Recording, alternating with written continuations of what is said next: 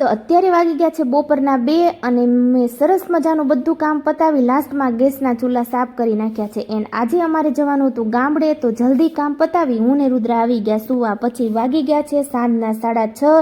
તો આ થેલા રેડી થઈ ગયા છે અને સાથે હું પણ. તો અમે નીકળી ગયા ગામડે જવા માટે રેલવે સ્ટેશન, અને અમારી ટ્રેનનો ટાઈમ હતો 7:20નો. પછી ટ્રેનમાં ખાવા માટે કંઈક તો જોશે ને, તો રુદ્રએ આ ચટાકા પટાકા અને સેવ મમરા ને તેવું લઈ લીધું છે.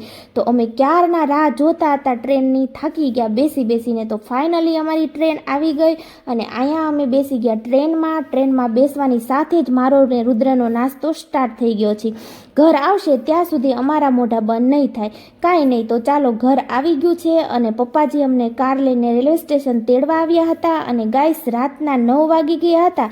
તો આવી ગયા ઘરે. સૌથી પહેલાં પાણી પીધું, નાસ્તો બહુ ખાધો હતો ને તો તરસ તો લાગે જ.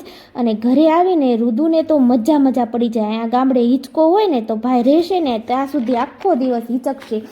એન્ડ ઓલરેડી 9:30 થઈ ગયા હતા, એટલે બેસી ગયા બધા જમવા અને બધું કામ પતાવી હું આવી ગઈ રૂમમાં આરામ કરવા. ત્યાં મારા મમ્મી કે નેહા મહેંદી મૂકી દો, કેમ કે અમારે કાલે પ્રસંગમાં જવાનું હતું. એ મેઇન રીઝન હતું ગામડે આવવાનું. તો મમ્મીને મહેંદી મૂકીને હું મારી મહેંદી મૂકવા બેસી ગઈ.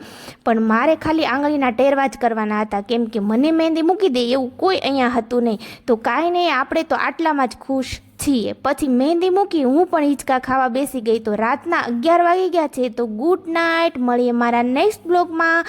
Like, comment, subscribe, share. હર હર મહાદેવ. Bye friend.